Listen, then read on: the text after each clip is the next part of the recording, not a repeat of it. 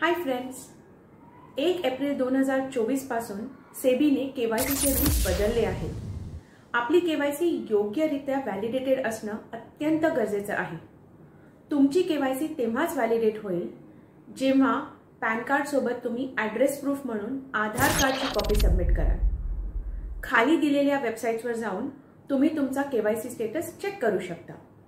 KYC status जर का registered दाखवत असेल तर तुमच्या एक्झिस्टिंग म्युच्युअल फंड इन्व्हेस्टमेंट्स तर कंटिन्यूड राहतील, पण तुम्हाला नवीन म्युच्युअल फंड्समध्ये इन्व्हेस्ट नाही करता येणार।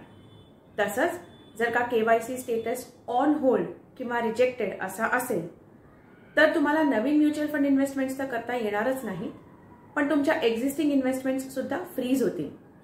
आयडियली केवायसी स्टेटस व्हॅलिडेटेड असा असायला पाहिजे। लवकरात लवकर तुम्ही तुमचा केवायसी स्टेटस चेक करा आणि योग्यरित्या लगेच अपडेट करा। आम्ही आहोतच मदतीला। काहीही हेल्प किंवा गायडन्स हवा असेल तर तुम्ही आम्हाला लगेच कॉन्टॅक्ट करा। बाय।